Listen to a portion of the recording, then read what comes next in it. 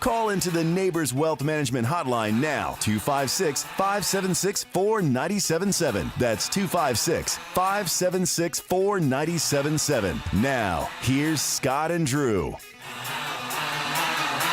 Oh, welcome back in. Yes. Connor, welcome back, Connor. He's back. I am back. Should have told Bailey to have that welcome back, Connor theme going with the way this show goes. I am back. We are back. Oh, yes. Did you miss anything, Scott? I mean, Look, your state of Iowa was the front and center on the show yesterday. I was only, and the worst part is I was only in there for 72 hours. Yeah, but we got in there Monday afternoon, and we left yesterday morning. So, just need some prayers, though. I'm probably going through some hard times right now, and hopefully everything was. Hopefully we get good news on Monday. Exactly. Yeah. Hopefully everything went well. Yes. Don't know about that, but the week before I was in Geneva, Ohio. Oh yeah. Working for the NCAA. Yeah. And let me tell you what, there ain't a lick of good food in Geneva, Ohio. I'll tell you that. Every place closes at like 8 o'clock at night. Oh, and there's only like 4 places, so Truck Stop Denny's was a good backup. Well, hey, Freddie Kirby's loving this. He's listening. I mean, he's a big skillet fan with Denny's and, of course, the T-bone and eggs. Anyway, that's what he would have. But we are back. 256-576-4977. Good to be back. Oh man, I hope this continues. We got some Major Padres League Baseball going whipping on. some Dodgers because Steve brought everybody. It was kind of popular. It was underrated yesterday. He brought them the Korean broadcast. Everybody was enjoying the Korean. I couldn't understand what the hell they were saying. Well, no, I hope not. We did figure out they said Monday one time, but look, but of course, as soon as we started watching it, the Dodgers came back and won. Base hit there, and the freaking Padres fell apart. Hopefully that won't happen this time. The 2-game Soul Series, yes. Yeah. Oh, we did have some drama like a Days of Our Lives thing. With turns out that I guess Shohei Ohtani, I should say, his interpreter was stealing from him, and they fired him. So he was sounded like he was Brad Bohannon's Korean cousin. Is what it sounded like. Yeah, apparently it was some good money. Yeah, supposedly he was some big time money. I mean, I hope he didn't have somebody running around some Korean or wherever or Japanese establishment running around saying, "Hey, I got to bet this money. Hey, I got to bet this money." That's basically what got Brad Bohannon fired. $4.5 million. Lord. Here it is. There it is. Welcome back, Scotty. Oh man. Welcome back, Connor. Up your nose with a rubber hose. That's what they used to say. The show that made John Travolta. Yes, it did. It's the show that launched him. There we go. Poor Shaq. That was the version of you back in the 70s, Manny.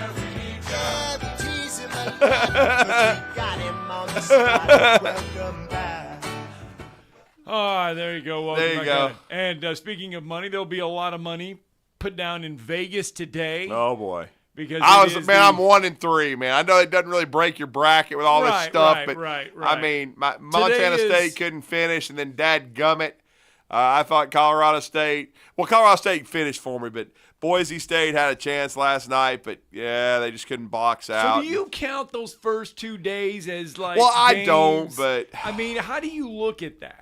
The way it's counted, I think, with a lot of people is if whoever comes out of there and wins, if they win in the round of 64, then all of a sudden – now, some pools may count those games, but mostly it's what do they do when they come out of the round and go into the round of 64. Now, I've only got one of those. They get all the NCAA tournament perks. They get all of the gifts. They get all of the money. They get everything. And I'm in favor. I mean, it's been a good addition. First round. We call it the first 4. Right. But it really is the first round. I mean, because if these guys lose, they're done. You don't get a wild card or you don't get I mean, I've only got – here's the thing with all that. I've got But Grambling did get a win last night, 88-81. And it was their first win in the tournament and first trip to the tournament ever. So that was huge for Grambling at 88-81 in overtime when they came back against Montana State.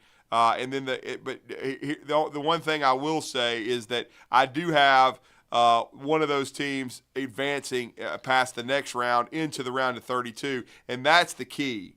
For me, Colorado wins Colorado knocks off Boise State 60-53. Those are 2 10 seeds. Colorado now gets Florida. Yep. Grambling, a 16 seed, will get Purdue in a first round game, and that was kind of funny last night listening to the Grambling coach afterwards saying, "Hey, look, we're gonna throw the kitchen sink, the sofa, the backyard, the front yard, everything at Purdue." So that's how last night's, I guess you call it, first 4 went. Yeah, and what I've got is I've got Colorado State actually, pardon me, upsetting Texas. So that's where it would count for me because I actually picked Colorado State. Yeah. And I've got them beating Texas and getting to the round of 32. Now, could be where it counts. Now, in some pools, I'm sure they do count all 4 of those games, and then you see if anybody picks any of those squads to advance. And we've had 2 of them in history. VCU back in the day is in 11, and UCLA is in 11. Go to the Final Four. And and if it wasn't for a half court shot basically from Gonzaga, and during that time UCLA would have gone to the championship game after putting Alabama out in the Classic. And basically UCLA, including the first 4 matchup, had to win a bunch of close games. They found a way to win close games every time under Mick Cronin and made a Cinderella run. But yeah, I mean, there's no doubt that. But those games are still very important. It means a lot to those universities. You just mentioned Grambling. I mean, my goodness, they've never been to the tournament ever. Right. They get to the tournament. Now they win a game. And so, and of course, they have an uphill battle because, as you know, only 2 16 seeds have ever won. But that's been in the last 6 or 7 years. 2 of them have won. So that gives you a chance. All right, coming up today. Today is the day where you can park yourself in front of the television and you can watch basketball from mid-afternoon to late evening. It starts today, 11:15. 8th seed Mississippi State. The SEC is out of the gates and early. 9th seed Michigan State, 8th seed Mississippi State. Mississippi State, by the way, a 1.5 favorite over the Spartans. This has not been a typical Tom Izzo year. They had to grind to get in, man. They're 19-14. Mississippi State 21-13. Right. Then you get 6th seed BYU, 11th seed Duquesne. If you're looking for a reason to not like Duquesne, that is LeBron James's high school coach is now coaching Duquesne, and he gifted the entire team LeBron shoes. Oh, did he? Yeah. Did it say brought to you by Joe Biden in China? I don't know about that. But whatever. They seemed happy, so probably not. I mean, that's a nice gesture. Let's yes. not. Third seed Creighton, and by the way, that'll be 11:40. Yeah. You get 3rd seed Creighton, 14th seed Akron. Yep, and John Gross, the former coach at Illinois, is the coach at Akron, and they're the ones that got in because of just the disaster for Kent State, where Kent State fouled, not realizing that they were up 1 with 4 seconds. That's right. Yes. So that young man, you got to feel for him. He did not know the score and thought they were still behind and fouled like 70 feet from the basket. And they end up giving up 2 free throws. Now, they got the last shot. They still got the last shot. Did Kent State against Akron. But it was no good. And, wow, it's just you got to know time and score, man. You've got to pay attention and be locked in because it was just a disaster. Now, not saying that Akron's not going to go down there and hit a shot, but the pressure was on them. And then you give Akron 2 free throws, and to the credit of them, they executed. Oh, but you had to feel for that young man. He had no idea what the score was, and then he fouled, and everybody was incredulous at Kent State. They just couldn't believe it, and well, that's a tough one. That's a tough one.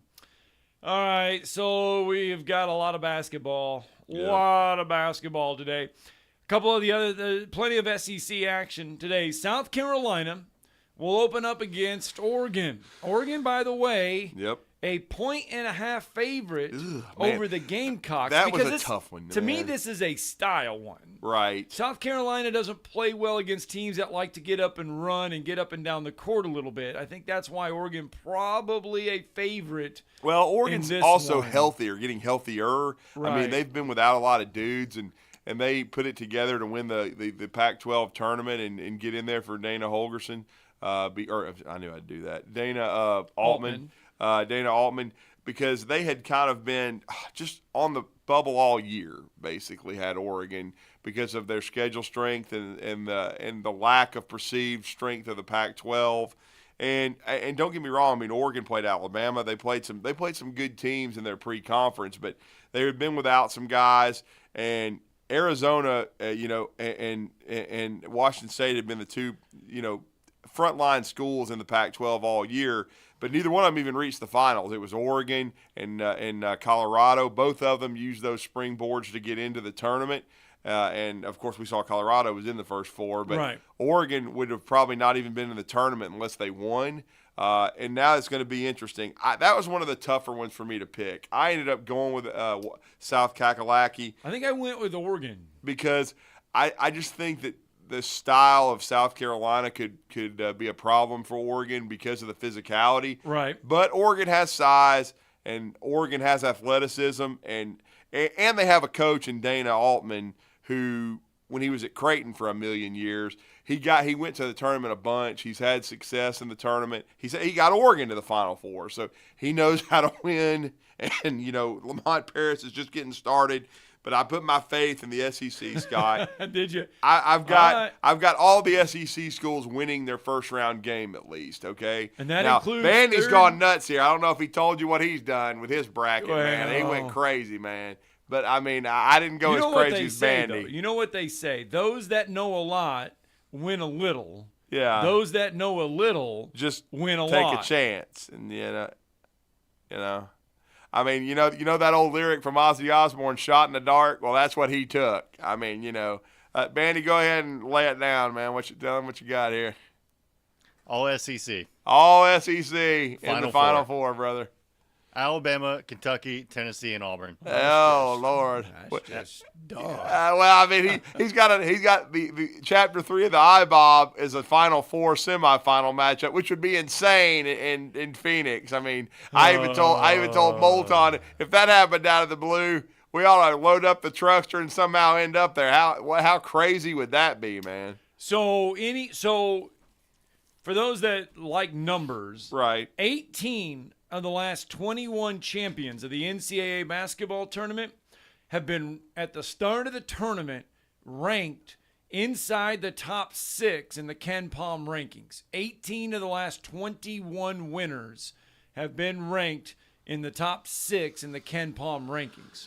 There's a lot of people think that we should just use Ken Palm to get the top 64, but the outliers of that is the 2003 national championship team of Carmelo Anthony and Syracuse. Right. They were ranked 20th, by the way, in the Ken Palm. Okay. And then you have an 11 and 14 UConn teams that just came out of nowhere to win the tournament those years. Remember, they were ranked 15th and 25th. Yeah, that was in the Ken Palm. Cardiac Those are your Kimba. Outliers. Yeah, they had to win 5 games in 5 days just to win the Big East tournament and get in, and then they won the whole thing. And then you're talking about, I believe it was 2014 when they won it, under an interim coach basically, and Kevin Ollie when Jim Calhoun basically retired right before the season, and that team got hot and ended up winning the whole thing. So going by the metric that is those numbers, Connecticut, Houston, Purdue, Auburn, Arizona, and Iowa State. Those are your top 6 ranked in Ken Palm going into the NCAA tournament. Well, we're going to talk to Jason Caldwell here in a few minutes in hour 1, but I thought, and we haven't had you on to get your opinion about it, but I just really thought Auburn got the shaft. I thought winning the SEC tournament that they should have been the 3 and Kentucky the 4. Now, look, I know Kentucky won at Auburn, but I thought winning the SEC tournament and being as dominant as Auburn has been, I thought that kind of trumped that. And when you look at Auburn's, body of work, they're 27-7. 26 of those wins are by double figures. Yes. Only one of them, and then that was the semifinal SEC tournament win over Mississippi State, was by 7. And I believe it was 73-66. That's the only close win that Auburn's had all freaking year. And so I thought to myself that Auburn should have been rewarded, and I didn't think they were rewarded for winning the SEC tournament. But here's the thing, though, and you bring up the SEC tournament, and we had talked about this before the SEC tournament, and we said about moving the tournament day because, you give them an extra day, maybe finish it on Saturday. I think this goes to the fact that the SEC needs to move their tournament and have it end on Saturday because the committee doesn't give a darn about what you do or winning the tournament or not. They don't care. They just start the tournament on Tuesday and then end it by Saturday. They don't put a lot of stock in the tournament. They don't, and not just the SEC tournament. They don't put a lot of stock in the in any tournament that you lose or that you win. Right. I think when you lose, it hurts you because I think it hurt Tennessee not getting a number 1. Well, and it hurt Houston. They would have been the number. I think they would have been the number 1 seed if they had won. But they got whacked by your favorite team, the Iowa State Cyclones, by like 28. And in saying all that, okay. We made the NIT, so we're good. Well, hey, y'all accepted a bid because half of America turned it down. Yeah. So they played on. They already been playing. I haven't even paid attention. They played Tuesday night. Oh. They played on Tuesday night, and of course, my dad had his surgery Tuesday, so we were not able. Right. But 3/4 of the arena was empty. There was nobody there. Oh gosh, there was nobody there. And I couldn't even tell you if they won or lost. I just know that they played on Tuesday. I didn't even pay attention to the field except for the fact that, Rick Pitino turned it down. Well, my mom even brought that up. She goes, well, Iowa should have turned the bid down like everybody else. And I was like, what are you talking about? She goes, no one wanted to play in this tournament. And they're all worried about putting their roster together and everything. And Penny Hardaway, it blew up in his face, so they didn't accept a bid. Rick Pitino did not accept the bid either. Yeah, they had a bunch of teams turn it down, and so Tennessee also plays today. By the way, they got St. Peter's here. They got it. Well, we don't need a gag out of that because that would blow my bracket all to hell. Here's Rick Barnes yesterday. You have to put it out of the way. I mean, we didn't play the way we wanted to play, didn't get the result we wanted, but you always have to put it behind you, get ready for the next one in front of you. I can tell you as a coaching staff, we've let our guys know right here how good an opponent we're playing in St. Peter's. We've been into film with them enough and talked about it, and it's up to us as coaches to do our job, and it's certainly up to the players to get themselves mentally ready and focused to know that we're getting ready to play a team that is as capable as anybody in this tournament. All right, there's Rick Barnes. Let's get a break in. When we come back, I've got some numbers that might make you feel better about Rick Barnes and their opening round game today. I've got him in the Final Four. Let's go, Rick. I got some numbers for you. May make you feel a little bit more at ease. Talking Ball returns after this.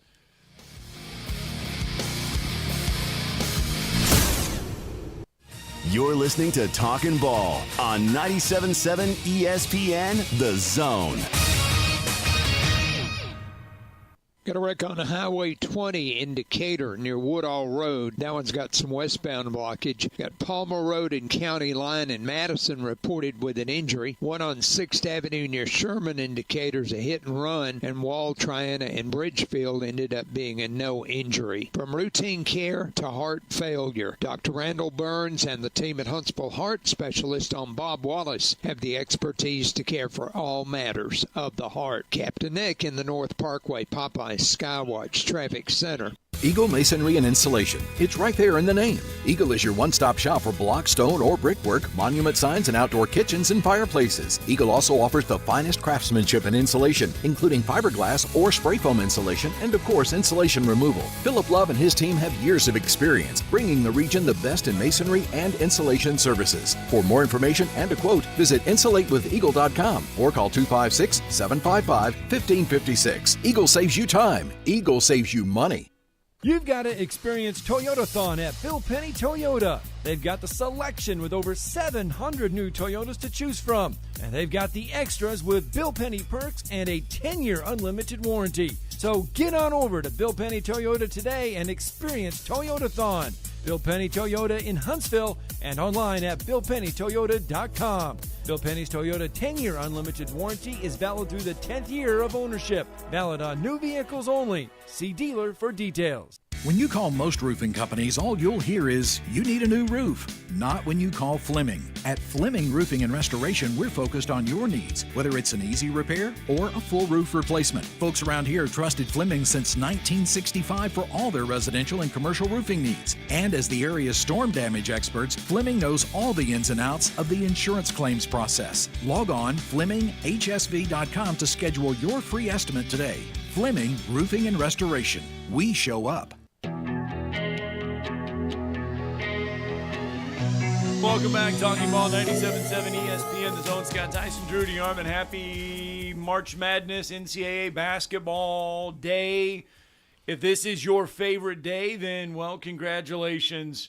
We are here. It is basketball alert. The first game will start literally at 11:15. The last game will tip off and that's Michigan State. 9:05. Mississippi State is the 11:15, right? Yeah. You know what, though? It used to be, before that they adopted True and TNT and TBS. Everything was on CBS. Yeah, you had to have live look-ins and your stuff. Your last game wouldn't start until 10 or 10:30. Oh, it was nuts, man. You were going all the way past midnight. Mm-hmm.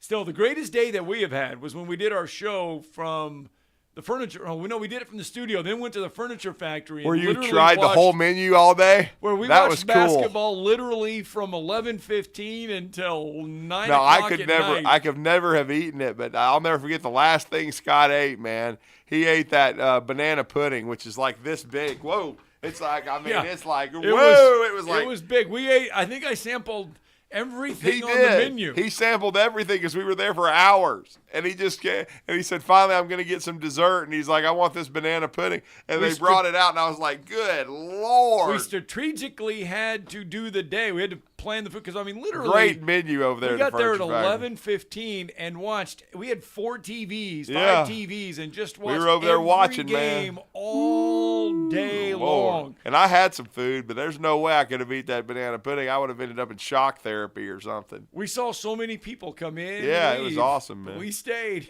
We made it. We made it. We made it. Oh. My bracket, I think that may have been the year my bracket was done the first day. I don't know. May have been when I picked Arizona. Well, you mentioned that you have Tennessee going. Final Four, okay? I do. So a lot of people give Rick Barnes a lot of grief because of his lack of success in the NCAA he's tournament. Had one Final Four run in he's Texas. Been a 2-seed or higher in the tournament on 4 previous occasions. Right. In those occasions, he's 8-0 in the first weekend, 4-3 in the second weekend, 1 Final Four, 2 Elite Eights, and 1 Sweet 16. The one time he failed to make at least the Elite Eight was in 18-19 when Tennessee lost to Purdue in overtime. In 18-19? Yeah. 2018, 2019. Oh, yeah. I'm getting confused. I'm like, good Lord, that's before the Civil War. But okay, yeah, my bad. 2018, 2019. That's well before Welcome Back, Connor. Yeah. Okay, sorry. When you didn't put the 20, I was like, do what? They didn't have a tournament. We didn't have a damn tournament. It wasn't even created. But anyway, does that give you more faith in Rick Barnes? Well, I still think they got a good team. And I think they got a pretty good draw, and I think they can get out of there. I've got them playing Colorado State in the round of 32 after an upset for Colorado State, and I just think Rick. And we know what St. Peter's did a couple years ago as a 15 against Kentucky, and I think Tennessee's aware of that, and I think Tennessee's probably knows they didn't play their best basketball and they got whipped by Mississippi State, so I think they're going to come out motivated, no question about it. And a matter of fact, I've got an all SEC Sweet 16. I've got South Carolina and Tennessee playing for a third time because, as we've already talked about a little bit earlier in the show, I've got South Carolina beating Oregon. I know you took Oregon in that game. Yeah, I did. And then I've got South Carolina finding a way to beat Creighton in what should be a really good game. Kind of both teams play a little slower, and I think maybe I'm counting on South Carolina's physicality, maybe kind of winning out a little bit in that situation. But, again, I think that'll be another hellacious matchup in the round of 32, Creighton potentially and South Carolina. But then I've got Tennessee beating South Carolina and eventually subduing Purdue in the Elite Eight to get to the Final Four. But I don't have Purdue going out early this time.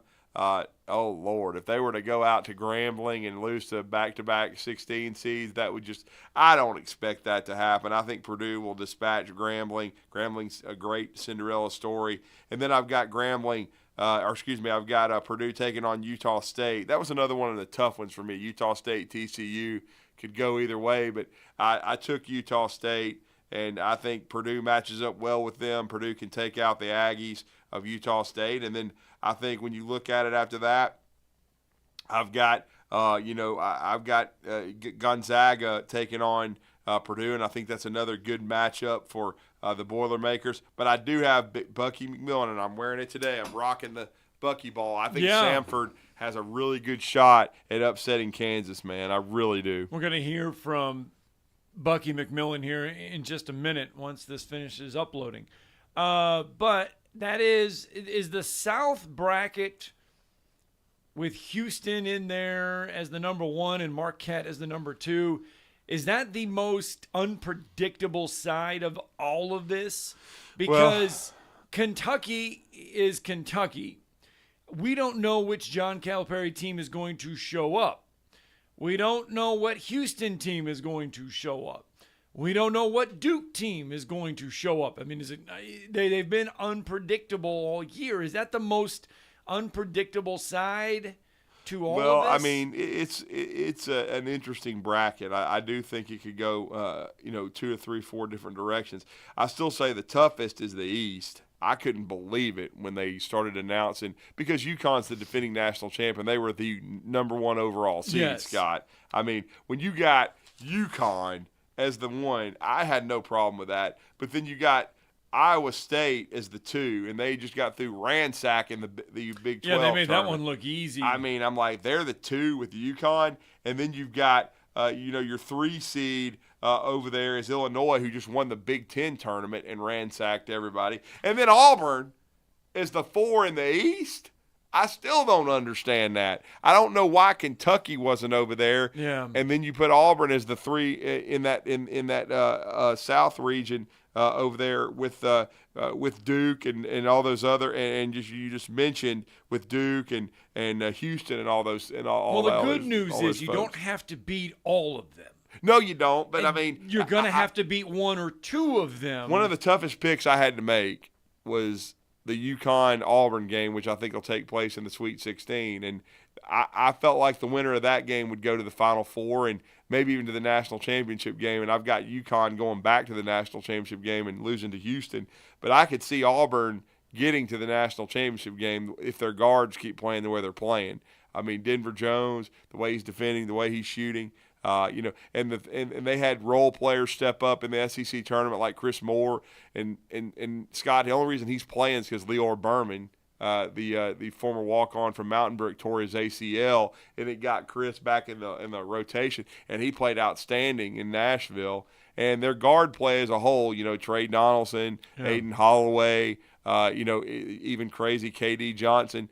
It's just been much better. They're not turning the ball over as much. They're shooting it much better, and they've already got the best 1-2 inside punch in the SEC in Jonai Broom, and now they got Jalen Williams back. I just really like this Auburn team's depth. Our guy Chaney Johnson, I was there in Nashville on Friday. He went on a personal 5-0 run and basically slammed the door shut on South Carolina. South Carolina had gotten back in the game. It was a 10-point game. It was still, kind of teetering, and he hit a 3. And then and then he was able to hit a couple free throws, and then Denver Jones made a defensive play, and before you know it, they're off to the races, and this is a boat race. So I just really like the way Auburn's playing, and I just didn't think they got rewarded for their work.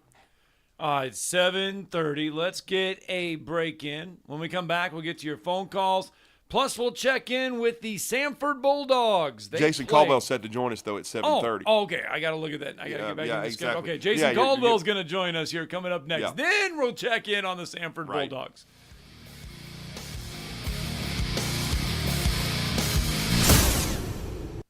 You're listening to Talkin' Ball on 97.7 ESPN, The Zone.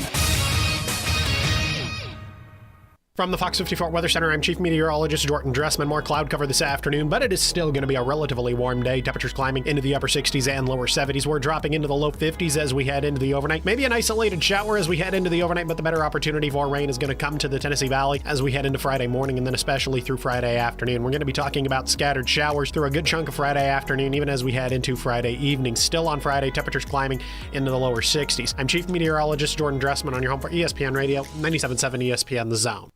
Got a new wreck in Decatur, Beltline and Old Moulton. I think that one's going to be a no injury, but it's got blockage. Got one on 20 at Woodall in Decatur with some westbound blockage. And we got Palmer Road and County Line in Madison. That one is reported as an injury type. Officers, construction workers, and first responders put their lives on the line every time they step on the roadway. Why not make it safer for them? Slow down or move over. It's the law. Captain Nick in the North Parkway, Popeyes Skywatch Traffic Center. The countdown to opening day is on, and the Atlanta Braves radio network is bringing you the biggest coverage from Florida as we gear up for the 2024 season.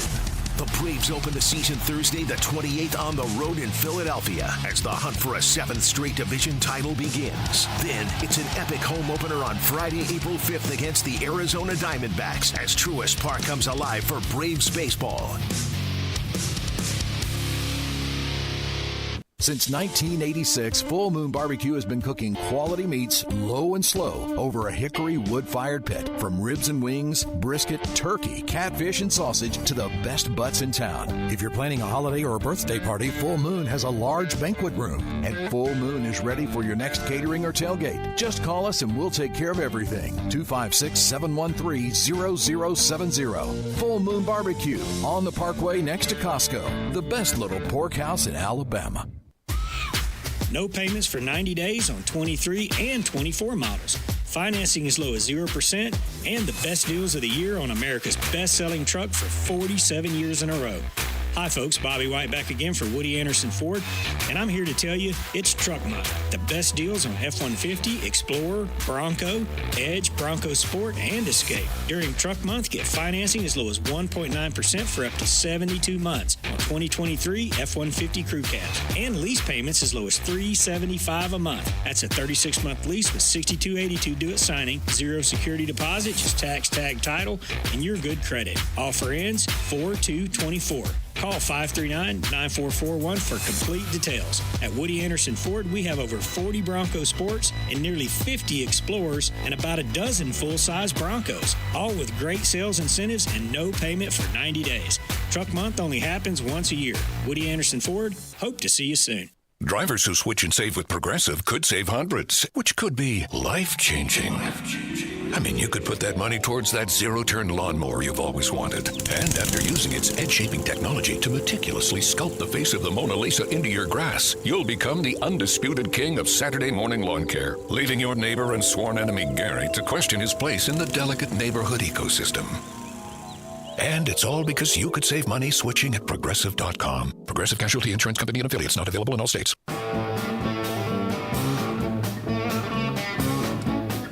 Welcome back. Talking Ball, 97.7 ESPN, The Zone. Scott Tyson, Drew DeArmond on a Thursday morning. Let the madness begin. It's beginning. It begins today in full, from mid-morning to evening. Yeah. The Auburn Tigers have to wait a day. They get to watch the madness unfold today, and they will be a part of the madness tomorrow as they will open up their NCAA tournament quest tomorrow. Yes, they will, and they're as hot as any team in America. They're going to take on the Yale Bulldogs, the champions of the Ivy League. I really like Auburn's matchup there. Some are a little bit sketchy with it because of the pace of play, but see, this Auburn team can play fast. They can play a slower tempo.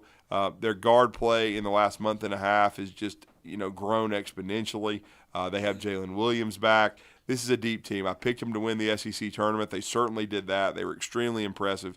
And my only issue is the difficulty of their draw. I still say they should be in the South region. They should have been rewarded for winning the SEC tournament. But as Bruce Pearl has said, they had a difficult draw when they went all the way to the Final Four back in 2019. And that's the last time they won the SEC tournament as well. And we'll see if they can make a similar run as they did back in those days. And we're going to talk about that and more with our next guest. And he is from inside the Auburn Tigers. For 23-plus years, he's covered the Auburn beat, and it's part of 24/7 Sports. And it's Jason Caldwell, who's with us on the Neighbors Wealth Management Hotline. Jason, you're with Drew and Scott. Good morning. Morning, guys. How are y'all? We're doing well. Good. Let me ask you, just to get this out the way. I mean, you followed this team all year. I've watched them very closely. I was there on Friday when they just dismantled South Carolina again, and then watched the other two games, and they were so impressive. I know they lost their only home game of the year to Kentucky, but I thought they didn't get rewarded for their body of work, Jason. I thought they should have been the 3 because they were one of the first teams, revealed on the bracket. I thought they got a little bit shafted with their draw. Yeah, I think we've learned now that it doesn't matter. The only real thing that impacts a seed line from a conference tournament really is if you're a bubble team. Right. Yeah. I don't think what they say we go from game 1 to the last game. I don't think that's true. I think they go from game 1 to whenever they close the doors on Thursday and start that bracket.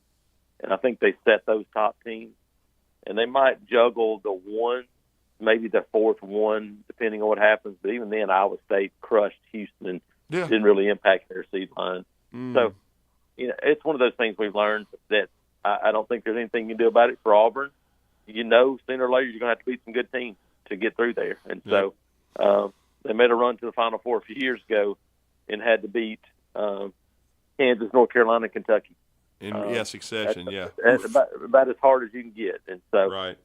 And that time they did it. The most difficult game they had of the entire tournament was the first game against New Mexico State. So, I think you're right. I think, if you're Bruce Pearl, quite honestly, you're probably on the inside are going, it's fine. I think the most difficult part of it isn't the draw or the seed, it's the travel. Yes. And I think and that's the thing I don't really understand. I know they've tried to make this thing regional, and in doing so, they've really screwed it up, because you'd be much better off if you're just go to the West. If you're Alabama, stay in the West. That's a much better deal than being in the East and traveling to Spokane, Washington, and having to lose a day of travel. If you were to make it through, you're losing a day of travel, and UConn's hopping on a bus to go an hour and a half. That's a much different deal than even the draws. I think that's the part for me. If you're I don't know what was wrong with, if you're in the East bracket, you go to the East and you stay in the East until you're done. I don't know what was wrong with that. Yeah. And now they've messed it all up. By 2 years in a row, Auburn and Alabama are playing in the same building, but not in the same region. It just doesn't make any sense. Yeah, that makes no sense. The one thing that we do know about Auburn going in, though, is they have been shooting the ball extremely well. You want to be playing good at this time of year. You want to be playing your best basketball, and you can say that Auburn is probably shooting the basketball their best right now going into the tournament. They are. I think a lot of that has come by shot selection. I think sharing the basketball has worked out well in doing that, and so I think there's a lot of things that go along with that. But I think a lot of it is just the unselfishness, where they've gone and said, "Look, we're gonna try to get everybody involved, do those things," and so I think that's what I look at when I look at this team. Going, man, the shot selection is better. I think they've become a team that has done a good job of kind of reinventing themselves a little bit. And Drew, I think you're right on target. Something you said earlier. I think people around the country think that Auburn's a team that wants to just run up and down the court, and they do. That in the perfect world, they would love to play, get out, run, do those things. But this has become a pretty good half-court basketball team, no question, offensively and defensively. Mm-hmm. And I think that's the thing I look at going into this game is going, look, this might have been a really, really difficult draw a couple of years ago, and even last year for this team. And it still will be, because anybody in this tournament is capable, as we've seen. But I think Auburn is much more prepared to handle it. My thing I've said all along is, can you handle a bad game? In Mississippi State, they didn't play terrible, but it was an ugly game, and so but they were able to get by it. That's the question: is can you survive a game where you don't shoot it great? I think his team is more capable of doing that than they have been in the past couple of years. Well, and I got to say too, I think Bruce was talking about the depth at the start of the season, but then teams evolve, and they really truly are 10, 11 deep now, because, and of course they lost one of them, and in Lior, and we all hated that. Lior's a genius. He'd earned his scholarship, earned his place in the rotation, but you got to always have guys that are Johnny on the spot, be ready, and I think that's what caught my eye in the tournament, is the way Chris Moore was playing, making all his shots, making the hustle plays, the tough plays. And then you got two other guys, and our guys that we love, Denver Jones settling in as a transfer, Chaney Johnson as well. Chaney, I thought, I've already mentioned it earlier in the show, the 5-0 run he went on really kind of put South Carolina away in the first half. Those three guys and their development and getting settled into their roles have really made this Auburn team dangerous. They have, and yeah, I think getting Denver Jones shot has been one of the big things for this team, because he can really shoot the basketball. Getting him shot has been really big. I think, and Bruce Pearl said it this week, and the injury to Jalen Williams and missing that week or so may have been one of the best things ever for this basketball team, because it forced Chaney Johnson to have to go, okay, I got to step it up. And he's done that. And there was never a question about the athleticism, but we've seen the physicality, and he's added some things to his game that have been big.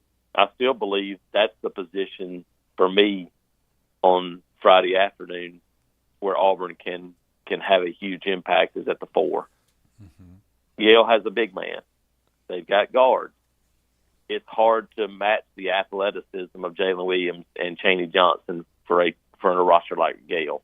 To me, that's the one where I look at Auburn could have a really big advantage, and that Yale has a 7-footer. Danny Wolf averages like 14 and almost 10 a game.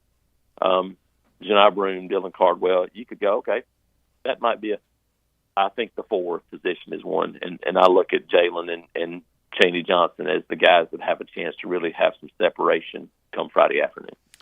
Depth, too, is a big thing, especially when you get into tournament play. And Auburn's depth, we've seen it on display in several occasions this year, but their depth will be huge. It will be. I mean, Yale plays 3 guys that average over 30 minutes a game, and then one at 28 and another at 27. Now, they play 3 other guys 18 to 15 minutes or whatever. So, I mean, they have a little bit of depth, but I guess the one advantage in an NCAA tournament is that you get a little bit more time between timeouts, and you get they always say you get a little bit more break than normal than you would have, especially in a conference tournament. But Auburn's depth, I think the key for Auburn's depth is that they have interchangeable depth, and that's the difference in this team maybe in the past, is that you're plugging guys in and you can play the exact same way. And that hasn't been the case in the past. I just mentioned Chaney Johnson, Jalen Williams, Dylan Cardwell, Janai Broome. I mean, we go on down the line, bring KD Johnson in, and you're playing same style as Denver Jones, Chad Baker-Mazzara. Chris Moore now steps into that role and plays similar. And obviously the point guard, they have interchangeable parts. So if you lose a guy, you don't have to change the way you play depending on who you have to put in. And I think that's been something that they've kind of adjusted to and made work to their advantage. And then with this team, what do you think is? I didn't pick UAB to beat San Diego State because I just really respect Coach Dutcher, and we saw what they did last year. I think it's going to be a tough game. It would be fascinating, and it's crazy that UAB's in Spokane, but. What are your thoughts on the San Diego State UAB game, which would be Auburn's potential opponent coming up on Sunday? Yeah, I've watched UAB a little bit. I probably watch San Diego State a little bit more because the Mountain West comes on late at night when I have a chance to watch some basketball. I think when you look at this game, guard play is always important. There's no question about it. UAB's got two really good players in Lindenborg, and then Eric Gaines, the guy that has the SEC experience. That's going to be really valuable for this team. And I think, you look at San Diego State and you go, you know what they are. The first thing is can you handle the physicality and how's the game called? Because they're going to be really physical defensively. I mean, that's what they want to do. We saw it last year. I mean, they make a deep run by being really physical. And they've got a player, if people haven't seen him play, they got one of the best players in the country in Jadon Ladie. He's 6'9", 240. He's every bit of it. He is physical. He gets after it. And when you look at his double-doubles, and I'm kind of going through it, just kind of glancing at it, but just double-figure rebound games alone, probably had 7 or 8. And, he comes into this game, and he's averaging 21.1, 8.4 rebounds. Guy shot 286 free throws this season. And so that's what you look at is physicality. It's going to be a really physical game. And is UAB, can they handle that physicality and that defensive pressure? But I think it's going to be a really good basketball game. I think it's kind of contrasting styles a little bit, so it should be a fun one to watch. No question. And then how big was it, for this Auburn ladies program? I know they're in one of the first 4 quote-unquote play-in games against Arizona, but how big was it for Auburn ladies to get back into the big dance? Yeah, well, we talked about seeding, and I wrote about it Sunday night. I thought what happened to Auburn's women was much more egregious than what happened to the men's team. Wow. Texas A&M finished 2 games behind Auburn and was 6-10 in the Southeastern Conference and doesn't have a play-in game.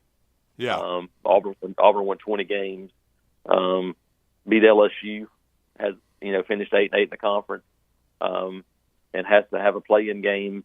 You got to go to Storrs, Connecticut to play a play-in game against Arizona. I thought that was a much more egregious seed line than even what happened to the men. But it's a huge step for them to get in the chance to play, and now you have to play your way into the tournament. And so Arizona's you look at the record, 17-15, but they have won at Stanford and played a double overtime game with USC, who's a top seed, and then lost by, I think, 3 in the conference tournament to them. So a very capable team that Auburn's playing. And at this time of year, your best players have to play your best. And honestly, Scott Grayson, she's going to need to play well for this team to have a chance to make some noise in the NCAA tournament. And then how's spring football coming along? It's going well. Starting to get full pads on, start to get a little bit of contact. We got to stay out about 2 hours Tuesday, so we got to watch more of a practice, and then we had some of those opportunities even in the fall too. But we got about 2 hours of practice the other day, so we got to see a lot. You can see just when high school coaches walk out and people I know, and the first thing they say is, this looks different. Mm-hmm. And it looks different because of the newcomers. They have a different look. So the roster will look better. You lost a lot of experience, but I think secondary is bigger, longer, more athletic.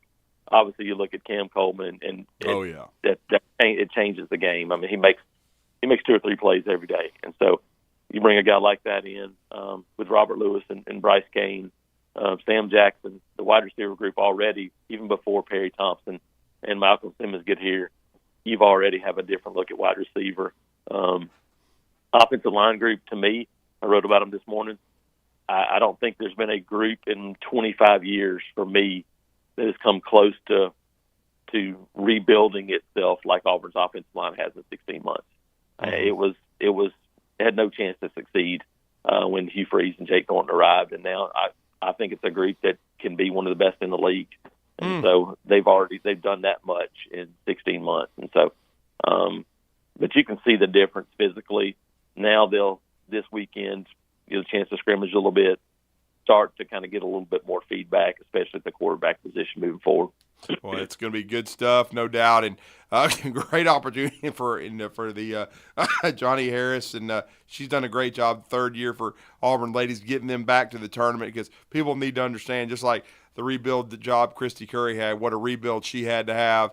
She's done a great job with this women's program, and then we know what Bruce Pearl's done. I mean, this is Auburn's, I think, and that group in 19 kind of was a Cinderella, got hot, got run. This is, I think, maybe his best team, and they've got a legit shot, I think, to reach the Final Four again. And then, of course, what Hugh Freeze is doing in football. But it's a great time. That we didn't even have a chance to really talk about Auburn's baseball program and and the huge challenge they've got with number 1 Arkansas coming to Plainsman's Park. But we'll be able to talk about Auburn baseball in the coming weeks. But again, a lot going on, Jason, and let everybody know how to connect with you guys over at Auburn 247. Yeah, you can check us out, like I said, at Auburn Undercover, part of the 24/7 network. You can also follow me on Twitter at ITATJason. Thanks, man. Appreciate it. Jason. Thanks, guys. All right, let's get a break in. When we come back, more of Talkin' Ball, 97.7 ESPN The Zone.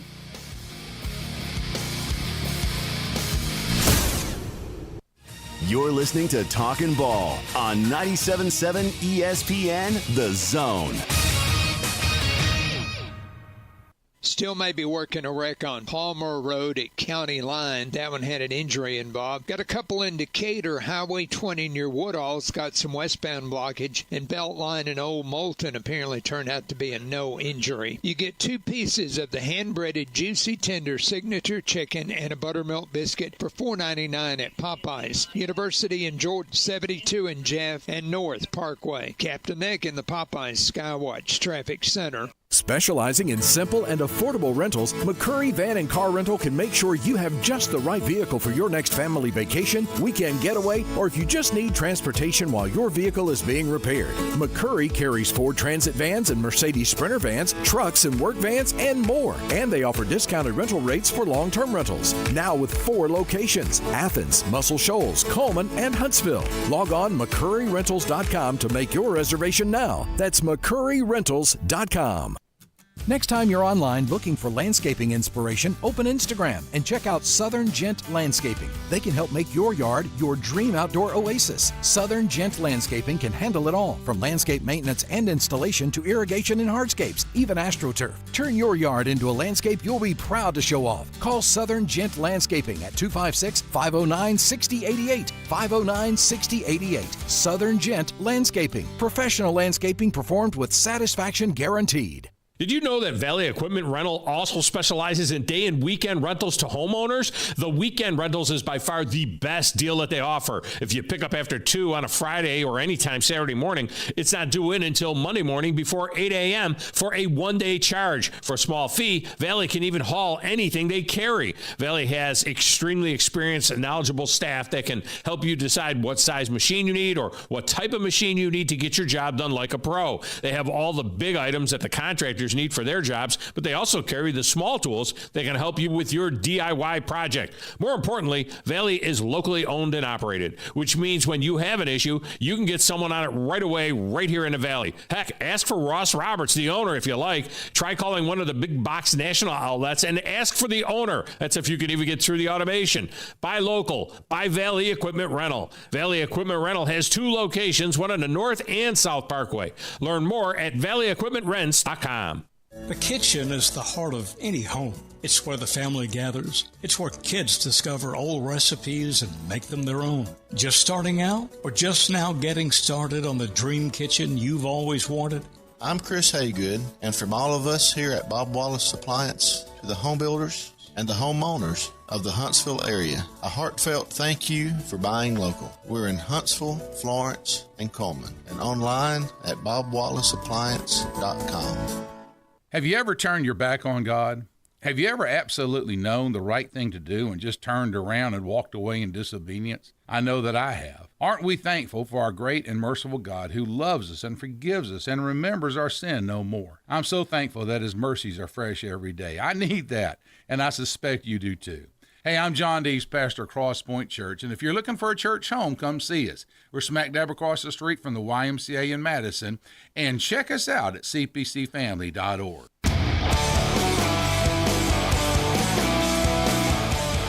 right, welcome back. Talking Ball 97.7 ESPN, The Zone. Scott Tyson, Drew DeArmond. Welcome back in on a Thursday morning. And we just had Jason Caldwell on. And the Auburn ladies, I was just double-checking it. They play today. They play today in that play-in game over in Storrs, Connecticut, as you heard Jason say. That'll be at 6 o'clock, 6 p.m. this evening. The Auburn ladies taking on the Arizona Wildcats. So in Gamble Pavilion. So big opportunity for Johnny Harris in their third year and for that Auburn ladies to get a win. So, again, coming up later today, you're going to get a full smorgasbord of tournament games, one of which will be the Samford Bulldogs. There you go. And head coach Bucky McMillan. Here is a little bit of what Bucky had to say yesterday in Samford's preview press conference. Yeah, I mean, a lot of our guys, besides these freshmen, they didn't have Division I scholarship offers coming out of high school. A lot of them didn't. You know, I know Ryland did. Our freshmen that are here now obviously do because we're Division I. And but most of these guys didn't have Division I offers. And so we have a unique team with players that probably at some point coming out were told they weren't good enough. And they're coached by a coach that never coached college basketball before he took this job. So our bus is a unique bus and is filled with players that aren't going to have any entitlement. And so when you're asking what I look for in players, I look for players that aren't entitled, that play extremely hard, that play unselfish, and that when you have that and you play with the chip on your shoulder, you're going to see guys that play, they got something to prove, and they play with a lot of confidence. And, you know, it's hard for me to coach players that aren't that way. I do think we have a team in a day and age of portal and NIL and me. I do think we have a team that's a throwback team that I see they play for the right reasons. They play for each other, and they're not looking to the next step right now. You know, this is it for these guys. They're looking at this step and being together in this moment. And there's a lot to be said for that because certainly all these guys want to play professional basketball. But, you know, in the level of the SoCon, a lot of those guys will play, you know, maybe overseas, but there's not a lot of guys that are maybe one or two off that roster that are going to be locks to play in the NBA at all. And so Bucky gets a chance to get his kind of guys and grinders and guys that'll play hard. And I mean, and the one good thing is Kansas is not healthy. I mean, you know, their best perimeter player is McCullers is not going to play. He has a bone bruise in his knee that's been bothering him for over a month. And then, you know, Hunter Dickinson, the king of NIL, probably making over $1 million for Kansas. No, go ahead. Oh, no, I was just going to say he's got a banged up shoulder. He's going to play almost assuredly, but you don't know how, you know, how healthy he is. And so I just think overall this is a golden opportunity for Bucky and his guys. And they've got a deep team. They've got a team that shoots it really well, and they can give Kansas all they want. We'll let you hear from Bucky on Kansas, what the challenge is going forward today against the Kansas Jayhawks. We'll let you hear from him coming up after the break. We'll talk that. Plus, we'll talk some SEC football in hour number 2. There is some news from the conference. We got to pass it along. We got an hour to go here on our Thursday show.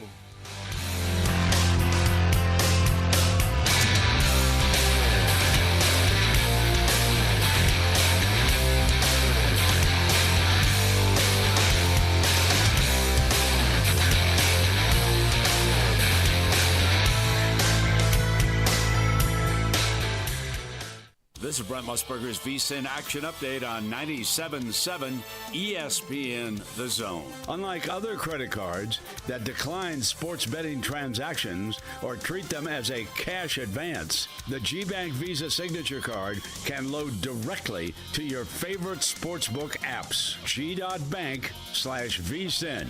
College hoops this Friday. Alabama takes on Charleston in the first round of the NCAA tournament. Crimson Tide favored by 9.5. The over-under 173.5. Charleston plus 400. Also Friday, Auburn by 12.5 against Yale. Over-under 141.5. Yale plus 640 on the money line. East Regional 12th seed UAB, a 6.5-point underdog against 5th seed San Diego State. Over-under 138.5. UAB plus 240. Tennessee is a 21.5-point favorite against St. Peter's in the Midwest Regional. Women's hoops first 4 game today. UT Martin by 1.5 against Holy Cross in the Albany Regional 2 bracket in New York. Get the latest lines and more at vsin.com. WCZN, Union Grove, Huntsville, Alabama. 97.7 ESPN, The Zone.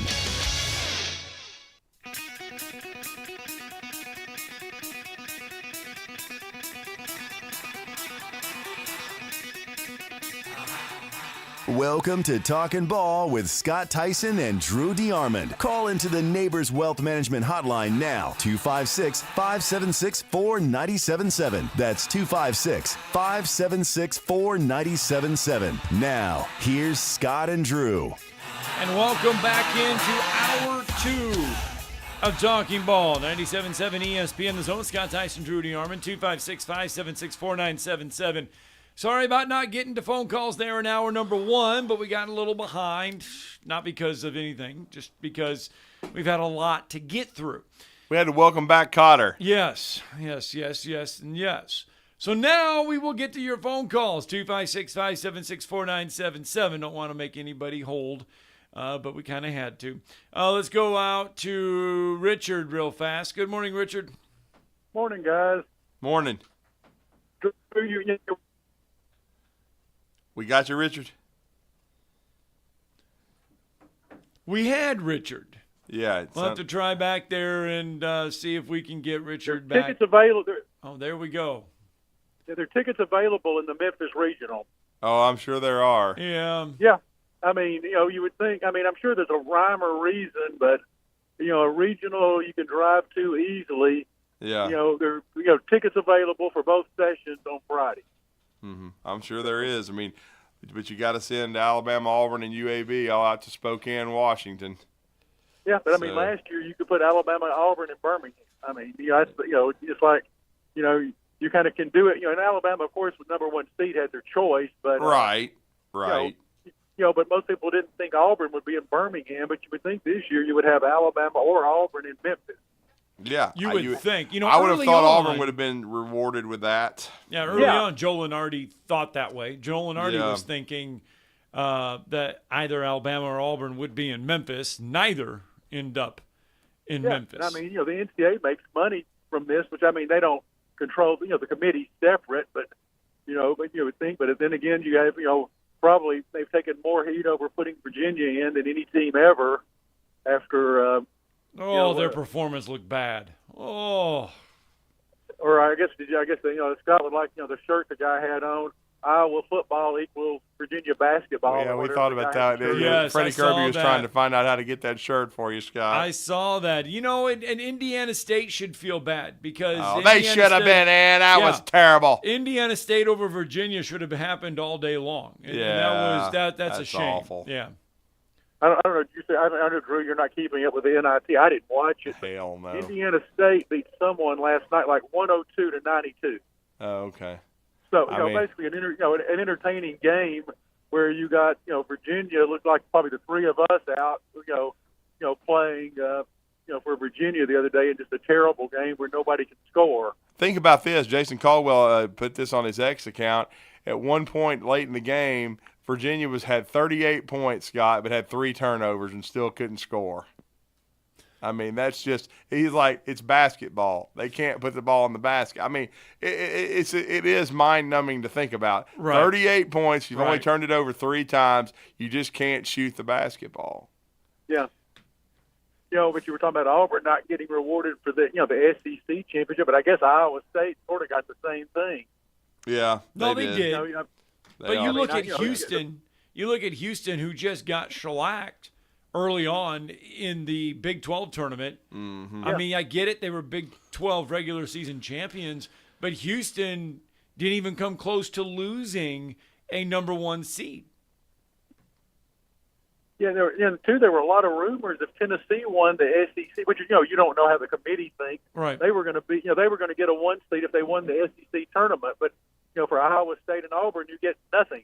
Yeah, no, I mean the value of the conference championships is it's hard to figure out how they value them and when they value them. One thing I did see, and this is from Dick Weiss, which is, I guess, a national reporter, but supposedly on Friday they had the first 6 seeds already done. Where they were going. Wow. Which I don't know where he got the information from, but I mean, it wasn't like from someone you've never heard of. Right. And Hoops Weiss, he's been around forever. Yeah. Yeah, and I think this was like Friday afternoon, not even Friday night when I saw this. Well, Steve Moulton brought up yesterday about Bill Hancock. He used to be on the committee, and he was talking about how they always had scenarios already played out a lot of times, and by the time Sunday comes around, they've already got most of it hashed out, and they've just got some moving parts. That's why you go back to Sunday not mattering a lot as far as unless it's a bubble team, which is what think Jason about was this, talking though. about. I mean, that tournament bracket is revealed at what, 5 o'clock? 5 on Sunday. Yeah. And so there's no way. I mean, you have to believe they have a lot of that penciled in, because there's no way you're going to create a full bracket of 64 teams in less than 24 hours. Well, I mean, you have to think just the I don't know, design might not be the right word, but you can't just create a bracket. And I'm not talking about the actual teams. I'm talking about the, looking at it, in a, having it, where you can see it on the screen, and like you said, in 1 minute. Yeah. Out. You have to have it, planned out and yes. like said, put together and designed, for eye appeal for the TV audience. Yes. So there's all right, Richard. Appreciate it, Richard. Thank you. Let's get to Ray real fast. Good morning, Ray. Yeah, I was actually just going to make that point, Scott. Good morning, fellas. Morning. By and large, in terms of just practical reasoning, the bracket has to be 80 to 85% locked in pretty much stone Saturday night. Yeah. Because you can't sit – if the last game ends at 3 p.m. on Sunday, what 8 people can sit down in an hour and a half, put that bracket together, and then give it to TV so that CBS can build the graphics to put it on television? Yes. Right. No, I mean, you think about the timeline of everything, and yes, much of that bracket has to be done so that it can be pre-produced and ready to go for the television show. I don't know that there's a lot of people just walking the planet, and it hadn't occurred to them. I don't blame them. But the guys, sometimes you guys in the media get to convey to us how the finished product we see on our television, our tablet, our phone gets from the raw material to there. Mm-hmm. Also, there's got to be one underdog story or entity everybody's pulling for. Today should be a national holiday. Mine is Dan Munson at Long Beach State. Oh, wow. Yeah, we talked about this. This is like Sonny Smith, the sequel. Yes. Well, because my thing with this, and for those of you who don't know, Scott and Drew will revisit that, I assume, just a quick brush. But in an age where everybody's got their hand out saying, what about me? This dude said, my job's not done yet. They're more important than I am. And I think that is a story and an initiative and a thought process that needs to be celebrated and reinstituted. It's bigger than me. Yeah. See you guys. Thanks, Ray. Thank you. No, Dan Munson sat down yesterday in his opening press conference there ahead of their game today. And by the way, Alabama and Auburn will meet the media today. They will have their opening press conferences today. But they both have open practices. Yes. Alabama's is going to be later this afternoon. But Dan Munson sat down yesterday and said, "Look, I pretty much can say whatever I want because I'm working for free today." Huh. That's right. So, I mean, that story and Wagner's story, I think, is a great one, too, to follow along because they're playing with 7 players. Yeah, I mean, they've had injuries. They've had adversity. And the coolest part was the head coaches. Wagner's head coach is an alum of St. Anthony's. He played for Bob Hurley, senior, and we all know what Coach Hurley meant to basketball. And then the coolest part is his counterpart. They beat Howard. Kenny Blakeney played for Morgan Wooten. Yeah. So these two guys played for arguably the 2 greatest high school coaches in the history of the game. At least 2 of the top 3 or 4 or 5 at the very least. And then Blakeney, of course, played on those Duke teams that won back-to-back championships for Coach K. But it was a great game. It was a game where and Blakeney, he waited a long time in his career to become a head coach. And Wagner, I think it was it their first NCAA tournament win, I believe? I think it was, yeah. And they came back from a big deficit to win the game against Howard, and it's like 13 down or something like that. Yeah, and so it was one of those things where Howard was controlling the game, but then a big run by Wagner, and then Wagner was able to complete it and win the game, and so it was huge for their program, and and both those schools getting on that stage. But yeah, for Wagner, it was just really, really big for them to be able to get that victory. And let me take that back. Let me correct myself. It was actually a big lead for Wagner, but they were up 13 or 14. But Howard came back and had a chance. I think cut it to 1. But Wagner held on, made some free throws. Like I heard Jim Boeheim, the great Jim Boeheim, has been doing a lot of the radio that you've been hearing here on 97.7 The Zone. As he said, it's a 40-minute game. For 37 minutes, it was dominated by Wagner. But, there was a comeback late by Howard. They made a great run. And even as you said, those 7 players made the plays they had to for Wagner to win that game. And now, of course, they got the unenviable task of taking on a 1 seed in North Carolina, but it's a great opportunity for them. So you'll love this. Yeah. Salt Lake City is hosting a first-round game. Right? Are you about to tell me the Wi-Fi name of the network? I love that. The Wi-Fi network. To log into the Wi-Fi network. I love this. It's called Jordan Pushed Off. I love, man. And of course, Bandy's not looking very kosher over there because he loves the Jazz. Well, anyway, still, I mean, Jordan Pushed Off is the network name for the Wi-Fi for the Salt Lake City region. Oh, I love it. Isn't that good? I saw that. I was like, this is beautiful. They're still bitter over that. Let's go out to the phone lines. Brandon is with us. Good morning, Brandon. We changed the Wi-Fi at Alabama to Cam took the money. Oh, Lord. Perfectly legal in today's world. Well, that's just NIL, Yeah. Well before NIL. NIL. Well, last week we were watching some of the games, the conference championship games, and we went to Frontera Mexican Grill. I don't know if y'all been there. I'd never been there before. It was a restaurant that was recommended to us. Yeah. Well, they have a food challenge. Uh-oh, Scott. They have an El Gigante burrito that is massive, and if you eat it, you get a T-shirt that says you're a champion. You don't have to pay for it. You get a free dessert, and you get a discounted meal for the people that's with you. I was telling Bailey about it. So you get it. So you got to eat the ginormous thing to get a free dessert. Yeah. I bet Scott can do it. Like, you got to eat a dessert, though, after eating a ginormous Well, you can burrito. just take it to go. I mean, good God. Well, it's a 16-inch burrito that fills up a whole plate. Mm-hmm. What's in the burrito? Texas. Oh, boy.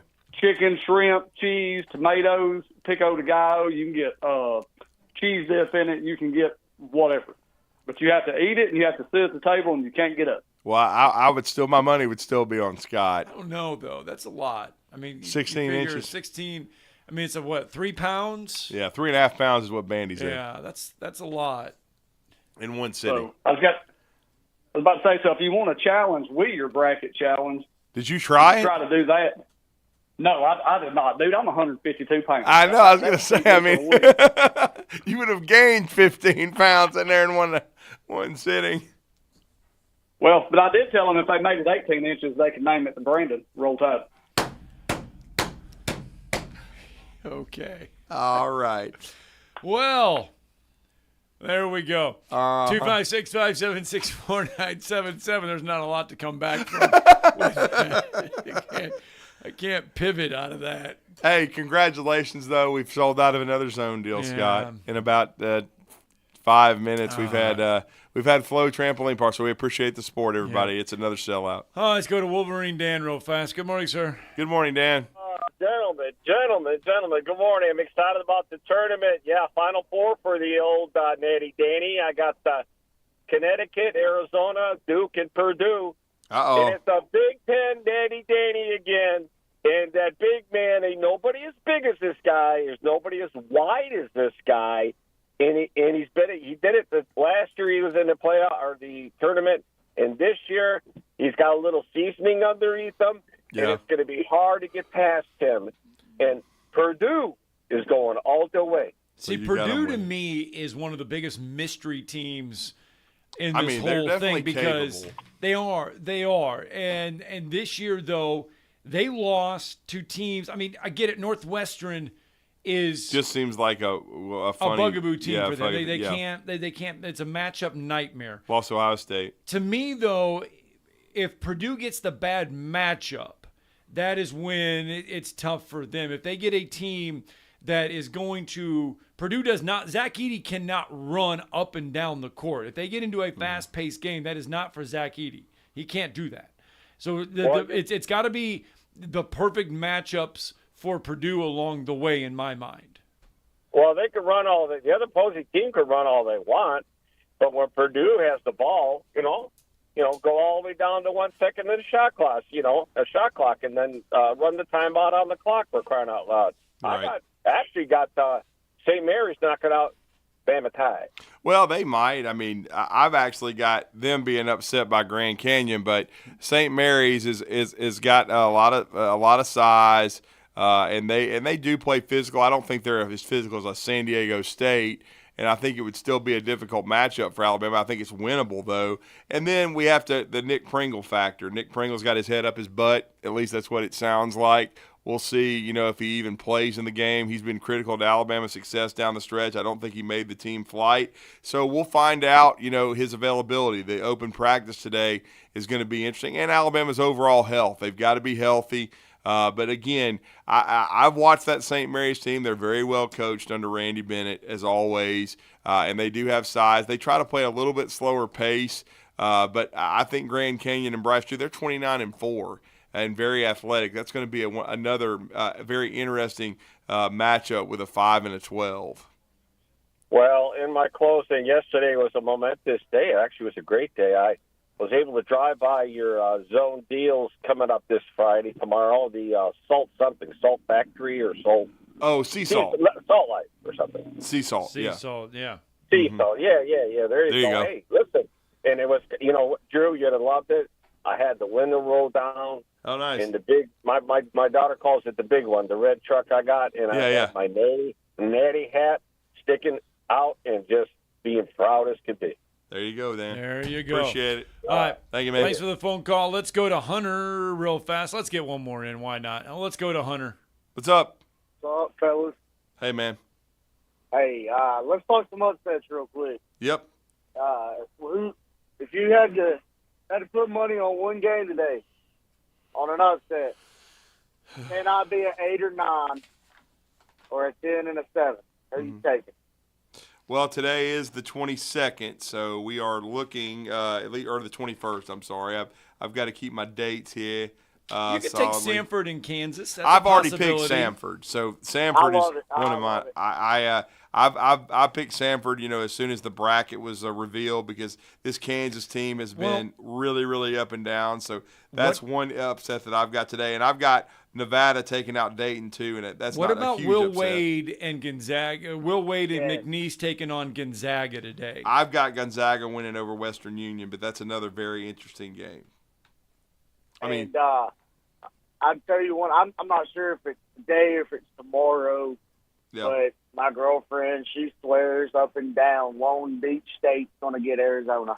Yeah, Long Beach State and Arizona, that will be today as well.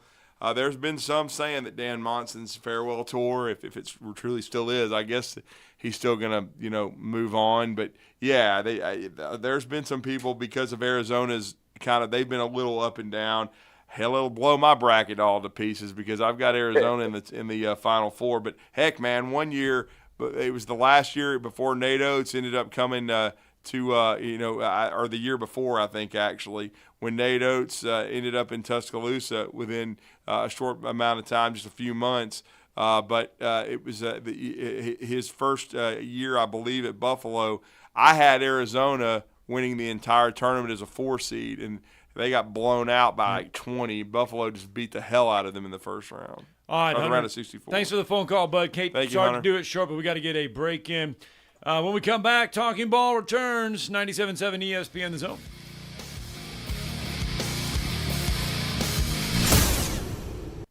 You're listening to Talkin' Ball on 97.7 ESPN The Zone. They have canceled Himsey on that injury wreck, 53, and Nick Fitchard. Not a lot of blockage on 53. Traffic seems to be moving okay there. Northbound on the Parkway at Green Cove was reported as an injury type. They also canceled on that one. Got one southbound Beltline and Old Moulton in Decatur, one westbound Highway 20 at Woodall trying to clear. Palmer Road and County Line had an injury involved. Still may be working on it. Snelling needs experienced production managers. Direct hire in Madison. Great benefits. Snelling, how the area's best companies hire talent. Huntsville.snelling.com. Captain Nick in the Jordan Lane Popeyes Skywatch Traffic Center. I've always gotten tons of UTIs. Cranberry products never worked for me, and I was desperate for a way to be proactive. I'm Jenna Ryan, CEO and founder of Eucora. We've worked with doctors to develop effective urinary tract health products. Eucora is helping over 100,000 women stay healthy. Ready to join them? Get 30% off at eucora.com/radio. That's UQORA.com/radio. These statements have not been evaluated by the Food and Drug Administration. This product is not intended to diagnose, treat, cure, or prevent any disease. What if I told you that Bigfoot is real and that he's making the best donuts you've ever had? Come see for yourself at Bigfoot's Little Donuts. Come in and order from over 50 flavors, all made hot and delicious. Ranked in the top 100 donut shops in the nation by Yelp. Bigfoot Little Donuts. Order in store or online at bigfootslittledonuts.com for pickup or delivery from Grub South or DoorDash. South Parkway, Huntsville, and County Line Road, Madison. Bigfoot's Little Donuts. AL cert number 21014. Are those high utility bills driving you crazy this time of year? If they are, Talent Heating and Air has the special for you. That's right. We're going to run a $49 spring checkup on your system.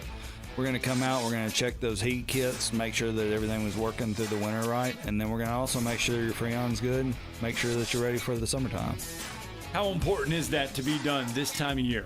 It's really the most important time of the year.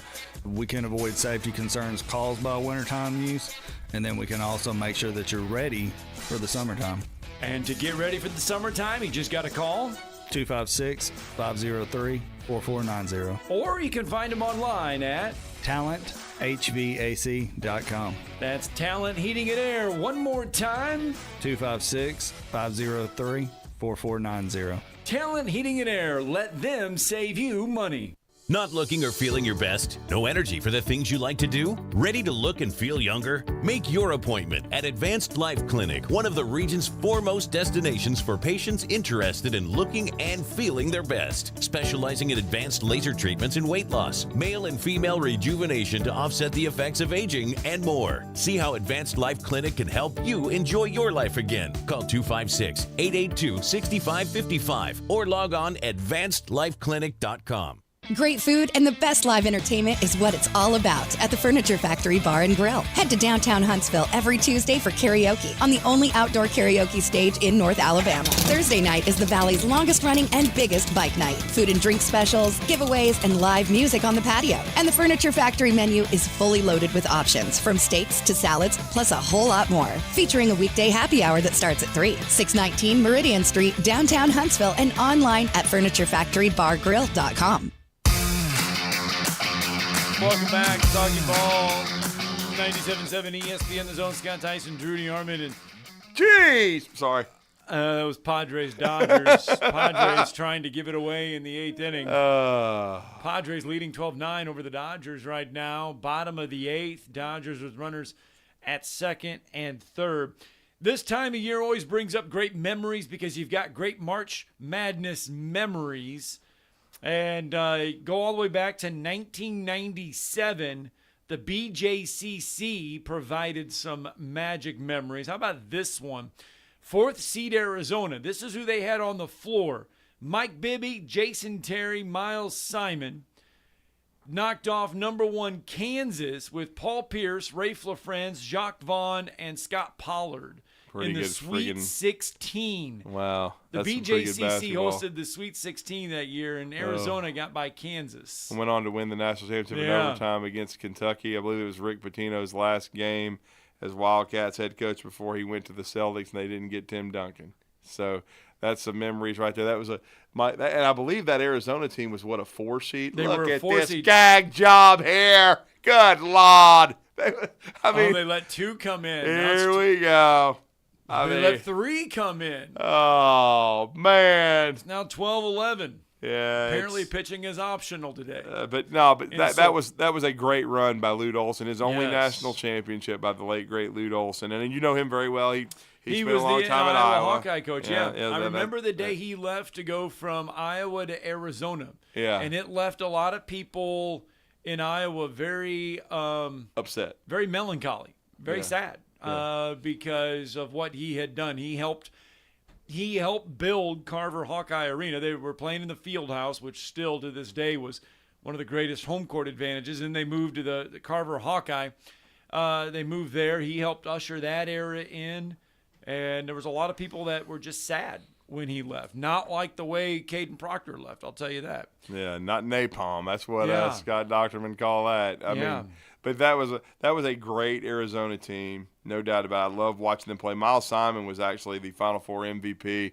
Love Mike Bibby too. What a smooth point guard he was. Rafe LaFrance was from Iowa. He was one of the reasons why they wanted Tom Davis out of Iowa because he could not get Rafe LaFrance. That's right. Yeah.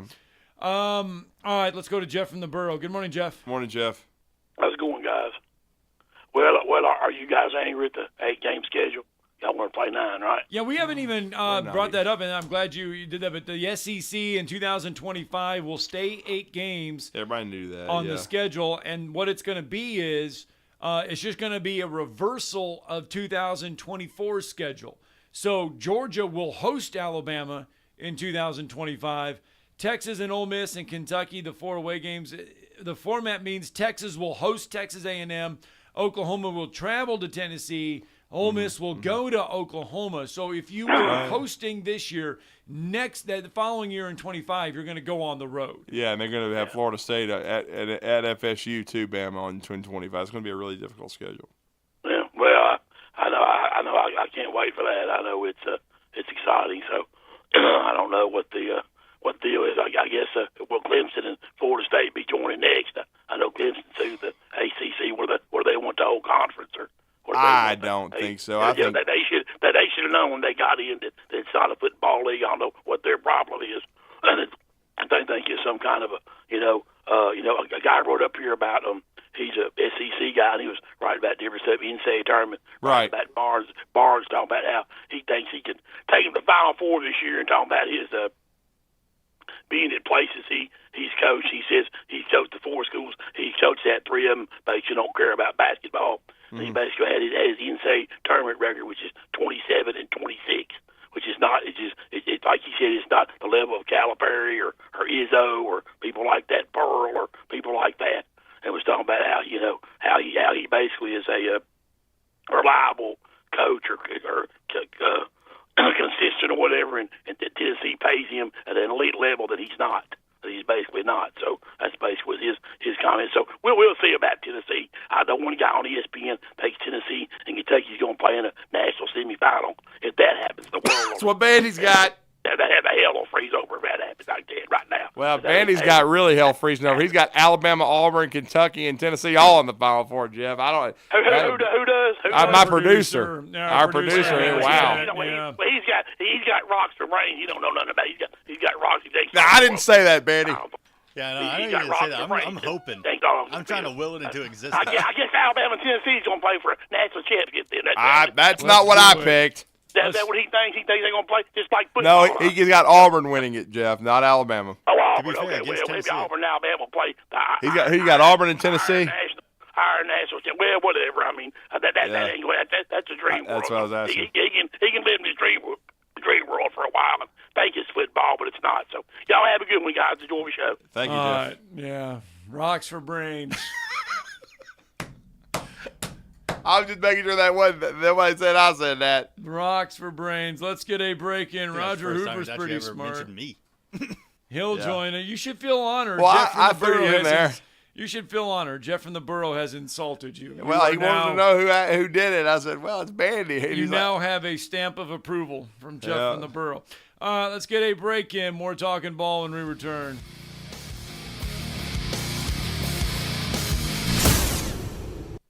You're listening to Talkin' Ball on 97.7 ESPN, The Zone.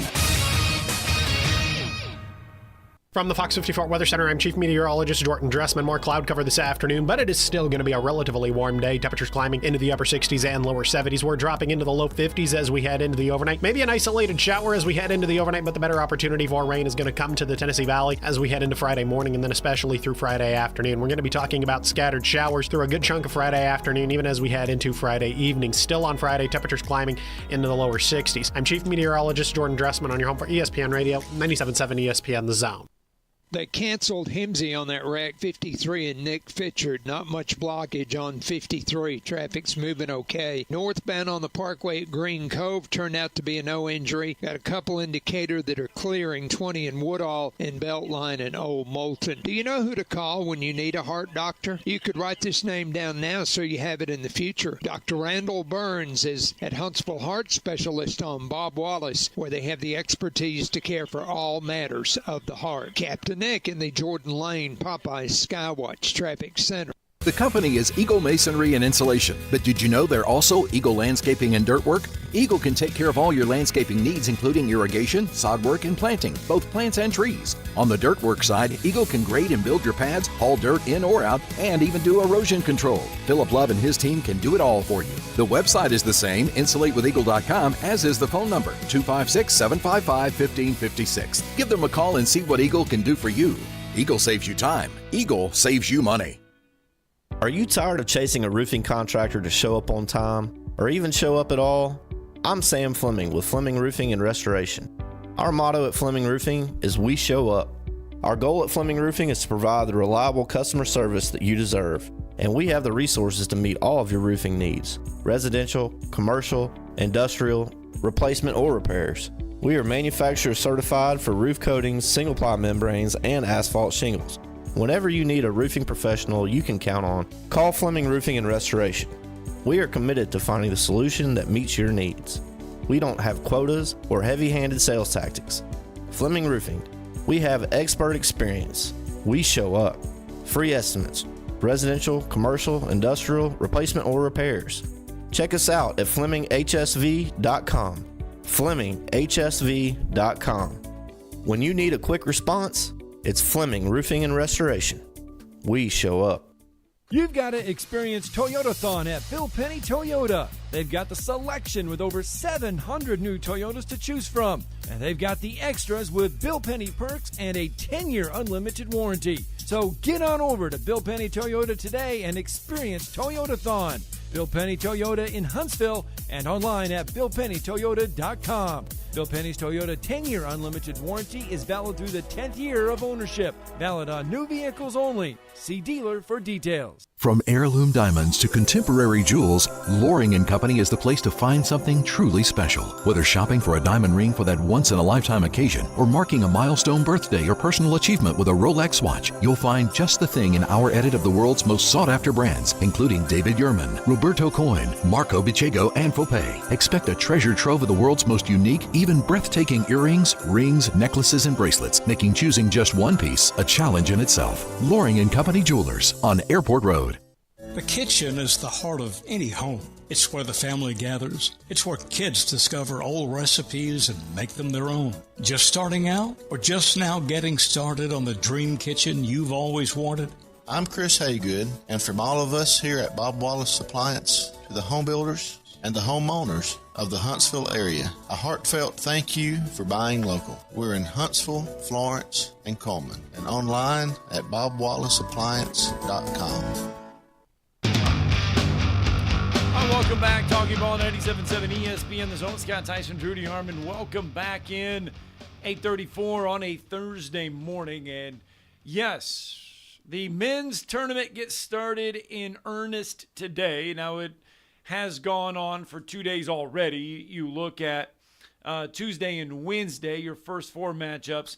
The women's tournament gets started, I believe, tomorrow. I believe it's tomorrow and Saturday. And then Sunday and Monday for the first round of the women's tournament. And that does include, now the state of Alabama on the men's side, very, very, very, very well represented. 4 teams going in. On the women's side, 2 teams, both Alabama and Auburn, headed to the women's tournament.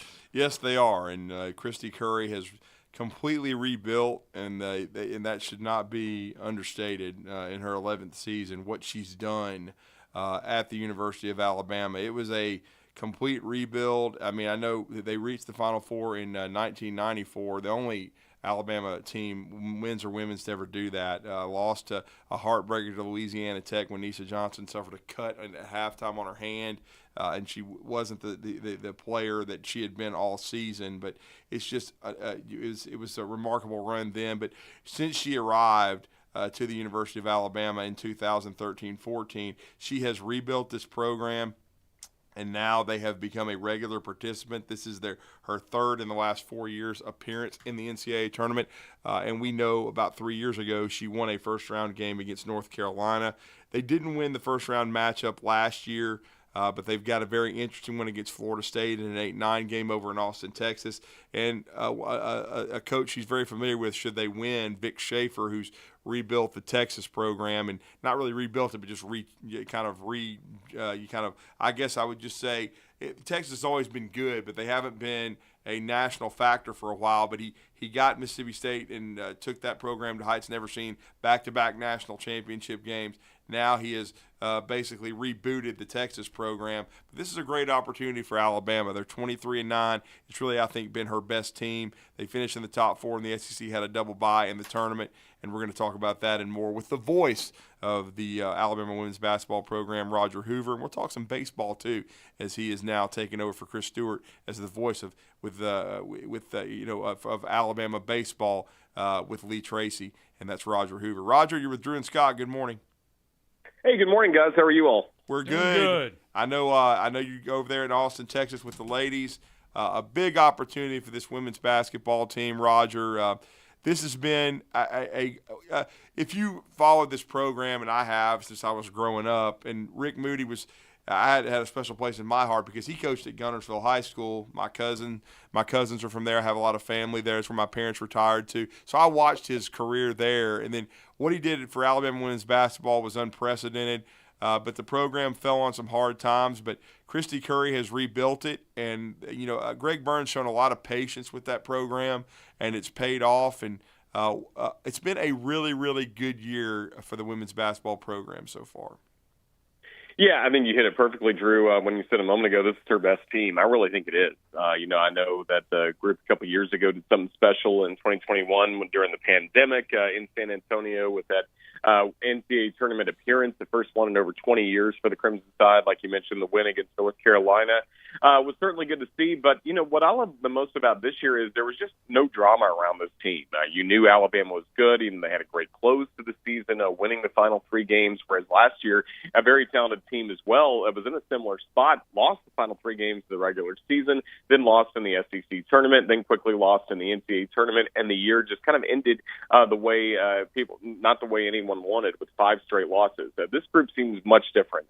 Closed out the regular season really, really well with 3 wins, and just overall some great wins throughout this season for Alabama, going back to November with a strong win against Louisville, and then, the wins against Tennessee and Auburn in the regular season, some tough road wins.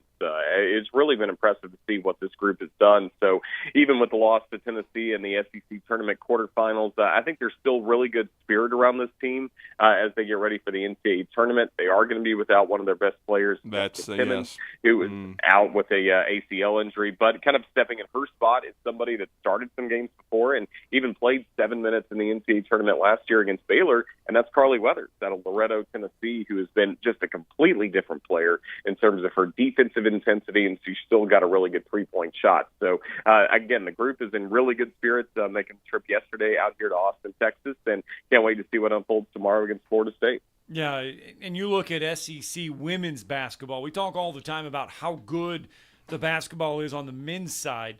To get 10 wins in a league that features LSU, South Carolina, Tennessee, not as high as we usually think of Tennessee, but still up there. But to get 10 wins in the regular season in an SEC schedule, that's pretty good. Yeah, absolutely. It's really good. I think the parity is getting much better. Still, South Carolina's head and shoulders above everybody. I mean, they have really kind of gotten in that Tennessee's 90s era where they're just really separating from the rest of the pack, it seems like. But after that, I mean, everybody was really competitive with each other. Alabama had some great moments against LSU and Ole Miss, the teams that finished just ahead of them in the final SEC standings. And I think that's the best thing about what Coach Curry has done with this program. As Drew mentioned, it had been a long time for Alabama to have consistency.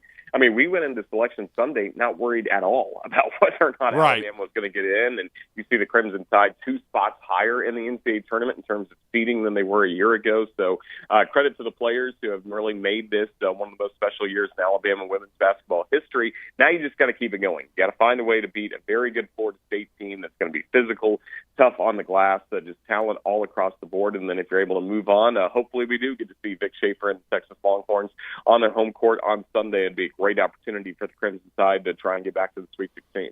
Well, and I know you spoke to Christy Curry this week. What was her thoughts on the seed? Was she satisfied with it? Surprised? What was her opinion on the draw that Alabama got? Because regardless, it's going to be tough. I was hoping they'd be a 6 or a 7, but what was her rationale on the draw?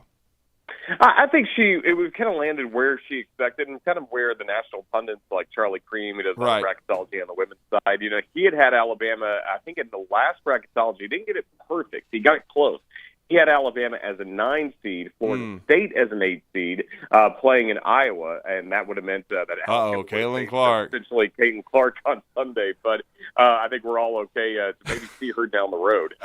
So it was funny how it worked out that Alabama, they kind of just flipped it. Alabama an 8 seed, Florida State a 9 seed. But, it's a tough draw, especially having to go on the home floor of a number 1 seed like Alabama.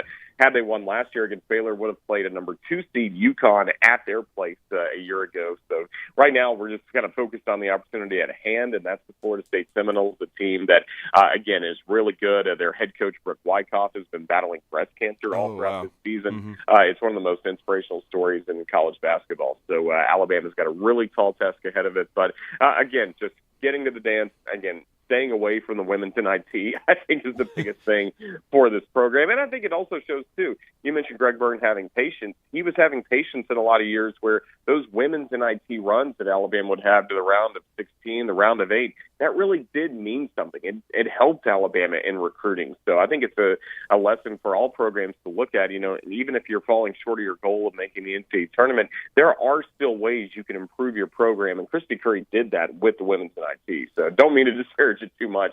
It was helpful for this era now that we're starting to see in her direction. Now, you mentioned Florida State, their opening round games. Seminoles, 11 consecutive NCAA tournament appearances with this appearance. What other, outside of that, what do you know about Florida State? Again, they're just a really physical team. They're going to be tough on the glass for the Crimson Tide to go up against. Just a bunch of talented players all across the board, a couple of all-ACC first-team performers in Tania Latson, Michaela Thompson. They're both co-captains, and they're, again, players that are wrapping up their time in a Florida State uniform, and they want to try and do it the right way with wins in the NCAA tournament. So Alabama's got to play its best game. Sarah Ashley Barker's going to continue doing what she's doing on both ends of the floor, but especially scoring. Alabama can't afford to have her really score less than 17 points her average. I mean, she needs to be up there in the 20s. Aaliyah Nye needs to knock down some three-pointers, and Alabama's just got to take care of the basketball and also keep Essence Cody on the floor. I think that's going to be one of the most important things. The talented freshman post player for the Tide that has been fouling out a lot in SEC games, that can't afford to have her get a tough whistle coming up tomorrow afternoon. Got to have her on the floor in order to get some really tough rebounds and blocks when Alabama's going to need it. Yeah, no question. And then we know Loyal McQueen's had a solid year at point guard. But they lose Timmons. She was a double-digit scorer, averaging a shade over 11. I know she tore both ligaments. That was a tough part of that Tennessee game. They had beaten the Lady Vols early in the year. To lose Timmons during the game, that was very difficult to handle. You mentioned Carly Weathers, the daughter of David Weathers, the former Major League pitcher. How have they responded in practice and with her now changing role? They're going to need her to maybe perhaps have a breakout game, so to speak, maybe be a double-digit scorer in this game now that Timmons is out, Roger.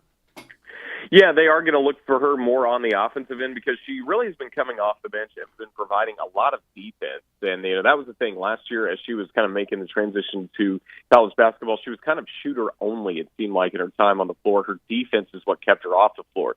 Well, over the summer, she worked hard on her defense, and she really carved out a really nice role, getting a lot of quick steals, just always a lot of active hands. And to be honest, we haven't seen the offense as much from her this season as she's only been averaging 4 points per game. But Christy was very quick to point out when we talked about it for our interview that will air later today on the Crimson Drive driven by NASCAR and the Crimson Tide Sports Network. Coach Curry said, she's basically been playing starters minutes all throughout the year. It's, 21 minutes she's been averaging per game for the Crimson Tide. Now, I just think she knows she has to come in, not only play the lockdown defense she's played, but also just have the ability to score. And her teammates are fired up for it. You can't find a better teammate than Carly Weathers. So I think we're all looking forward to see what she can do in a larger role moving forward in this NCAA tournament.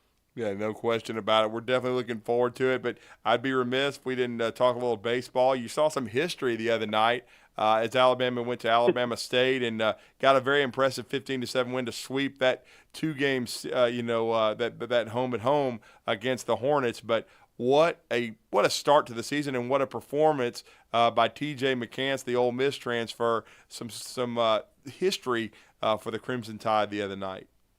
Yeah, tied the school record with 3 home runs. That hadn't been done since C.W. Keller against Vanderbilt back in 1999. One of my old classmates, man. Had him in class. G.W., one of the best.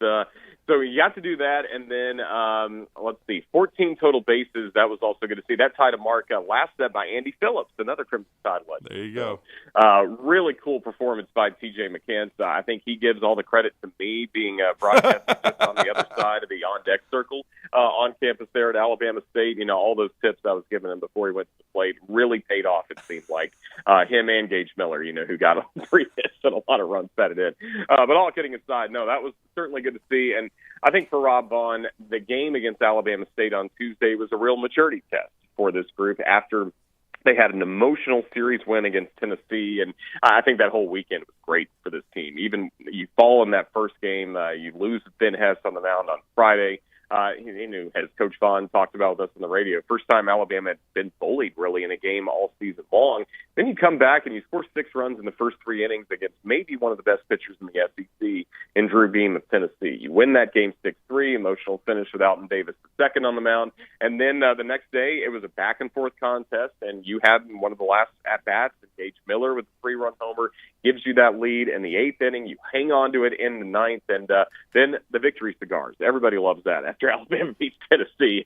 So very cool to see the baseball tradition happen. Reagan Starner, one of our good buddies at R&R Cigars, saw him on the field, and it wasn't long before we smelled the smoke in the press box. It smelled just like Bryant City Stadium or Neyland Stadium at the Joe. It was pretty cool over the weekend. So really fun series win against a good Tennessee team, the top 10 in the nation by every single poll. And I think it kind of validated all the hard work Alabama had done in the fall and the preseason and a very good pre-conference schedule. To go out there and take 2 out of 3 against the team that went to Omaha a year ago, I think it's a really good sign for this club. Now they got to keep it going against the Georgia team. This is what makes SEC baseball tough. Yes. Georgia just got swept by Kentucky. They don't feel great about how they're playing after they had kind of racked up a lot of wins, hit a lot of home runs, but not against the best competition. Now Georgia's at home, getting to host Alabama. This can be a hornet's nest for the Crimson Tide to walk into in Foley Field this week. So how does Alabama respond playing for the first time in a true SEC road environment? I think it's going to be a really good test. I think on paper, Alabama's got advantages across the board, but you guys know how tough it is to win SEC baseball games on the road. I hate to miss the series because, again, I feel like this is such a critical test early in the year for the Rob Vaughn and the Crimson Tide. Just how can they keep it going in a series they honestly should win, but it's tough. Life on the SEC on the road is really, really tough. Well, you're going to hear Roger Hoover tomorrow here on ESPN 97.7. It will be the ladies, the Crimson Tide, in Austin, Texas. I believe, Roger's at around 4:30 Central that the ladies are taking the floor. Yes, 4:30 Central, so our coverage will start at 4:25. Appreciate you guys carrying the game and being great supporters of us all season long here on the Crimson Tide Sports Network. Absolutely. We've been carrying the ladies throughout. They will be taking on Florida State. Thank you, Roger. Have a great call. We appreciate the time. You bet, guys. Thank you for having me on. Roll Tide. All right. Let's get our final break in, shall we? Talking Ball, 97.7 ESPN The Zone.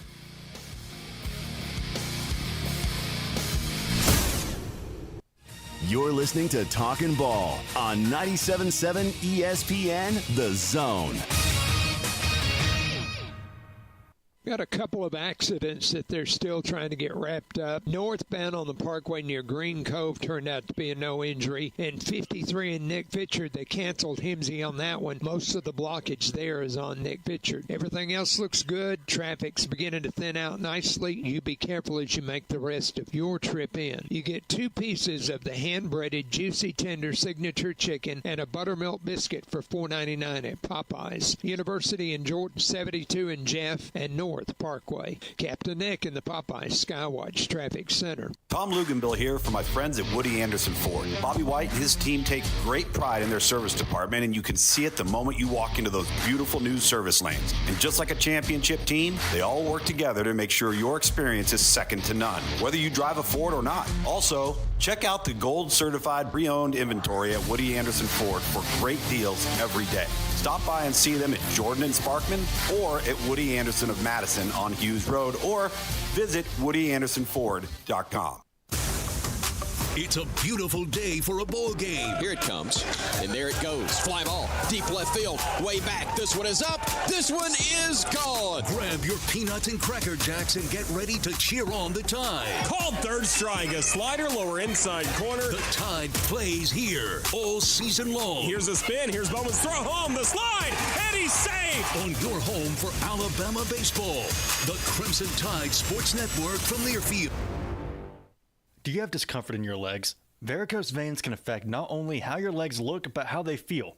Symptoms can include pain, heaviness, aching, fatigue, or swelling at the end of the day. If this has been the case, then Varicosity Vein Center can come to your aid. Evaluation and treatment of the veins is performed as an outpatient, utilizes the latest, minimally invasive techniques, and is covered by most insurances. After treatment, patients may resume most normal activities without delay. Varicosity Vein Center now has 3 North Alabama locations, one in Huntsville on South Memorial Parkway between Drake and Airport Road, Our new locations include Madison at Madison Hospital Complex and Coleman at the Coleman Regional Sports Medical Center. You can call 256-715-7151 to set up your appointment with one of our experienced and compassionate team members, or you can visit online at varicosityveincenter.com.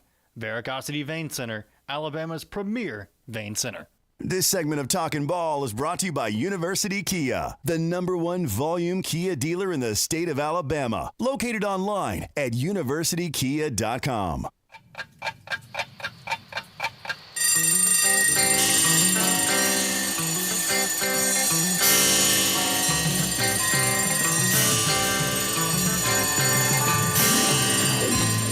It's time for tomorrow's headlines today with Scott Theisen and Drew DeArmond on 97.7 ESPN The Zone.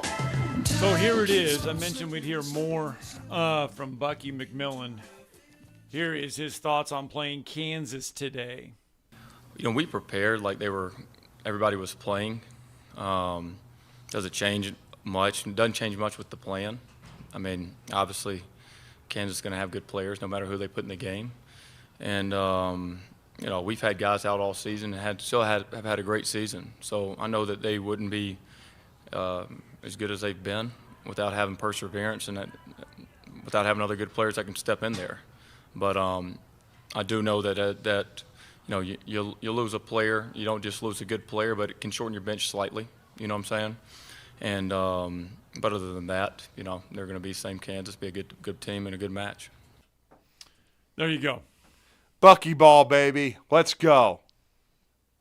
You're not excited for that one at all, are you? Absolutely, man. Can't wait to see him take the floor.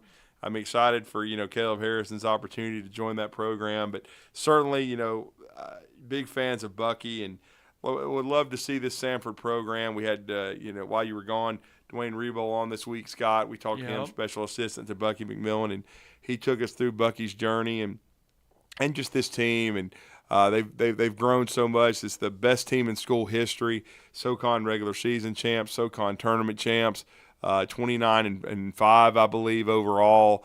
They've never won an NCAA tournament game, so this would be historical. It would be the biggest win in school history to beat a team like Kansas. They played Purdue the first game of the season, so we know they've played a team of this caliber. It's just going to be really, really surreal to have seen Bucky come to the Huntsville City Classic three different times, to watch the growth of his career, to win 5 state championships, and to become a legend in high school coaching, even at such a young age, to take that success, to build on it, to build an organization like he has at Samford. It's just been amazing to watch, and it's going to be really cool to see them take the floor tonight in Salt Lake City. You know, it'll be I believe the final game of the night. It's a late tip-off, going to be a national TV audience getting the chance to see what we've all seen in the state of Alabama and what a remarkable coach and person that Bucky McMillan is. All right, short time left here in our program. Other ones we didn't mention, Texas Tech, NC State playing tonight. You also get Drake and Washington State. That's going to be your nightcap, 9:05 on I got True Drake TV. winning that one. That's another one of my upsets. Yeah. Kentucky and Oakland. Let's go Oakland. Colorado State and Texas, Nevada, Dayton. Oh, Anthony Grant. Not picking Grant. You're not picking Grant? Not Grant's get ball, no. Ooh, that's Steve Alford, though. I'm picking your boy Alford. Steve Alford. Yeah, Nevada. Nevada, a 1.5 favorite in that one. Huh. I'd have to take Alford. All right, let's get a 24-hour recess in, shall we? Enjoy your day of basketball.